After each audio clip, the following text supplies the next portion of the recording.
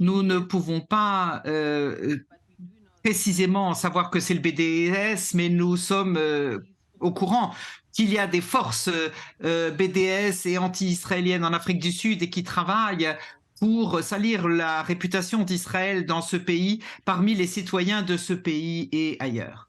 Alors, ce qui est reproché finalement à Israël aujourd'hui, c'est de symboliser l'apartheid. On sait que c'est évidemment quelque chose auquel l'Afrique du Sud est sensible, hein, ça fait partie de votre histoire. Si on regarde par exemple ces photos de l'équipe de rugby d'Afrique du Sud, les Springboks à l'époque de l'apartheid, et qu'on voit des photos de l'équipe de Tel Aviv aujourd'hui, cette équipe qui n'a pas été invitée, c'est fou de se dire qu'elle peut symboliser l'apartheid. Comment est-ce que l'Afrique du Sud perçoit justement ce terme?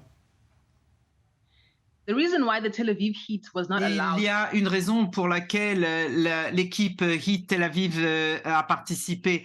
Parce que, et c'est pour discréditer complètement en fait ce narratif. En fait, le team de rugby de Tel Aviv représente exactement le team de rugby typique du post-apartheid. Quand on voit exactement ce qui se passe, tout ce qu'on voit, ce sont des visages blancs en Afrique du Sud au départ. Aujourd'hui, il y a des noirs, des blancs et toutes les couleurs et toute la démographie de l'Afrique du Sud. Et c'est exactement pareil à Tel Aviv.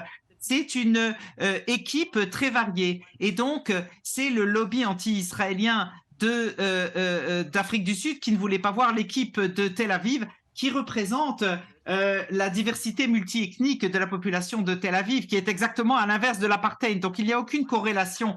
Et donc, c'est la raison pour laquelle, en réalité, l'équipe n'a pas pu être venue, parce qu'elle aurait détruit cette notion d'apartheid en Israël. Il n'y a pas d'apartheid en Israël. Enfin, c'est évident dans cette équipe de rugby. Et il n'y a pas d'apartheid pour les Noirs ou les Blancs en Israël. Israël, il y a toutes les ethnies, toutes les races mélangées à l'armée, dans le service militaire, dans les services judiciaires, dans les services médicaux.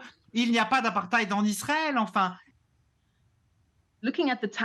En regardant l'emploi du temps avec lequel nous travaillons, nous ne sommes pas sûrs que l'équipe de Tel Aviv va pouvoir être réinvitée. Mais, quoi qu'il en soit, ça ne veut pas dire que nous n'allons pas continuer à contester cette décision et faire justice, pas seulement pour l'équipe de Tel Aviv, mais pour les populations d'Afrique du Sud au Sud. Nous ne devons pas stopper et permettre cette interdiction d'une équipe de rugby professionnelle de haut niveau comme celle de Tel Aviv et l'empêcher de venir en Afrique. Donc, que nous réussissions ou pas à créer une réinvitation, nous continuerons à nous battre et à travailler avec les forces qui défendent, qui luttent contre cette injustice.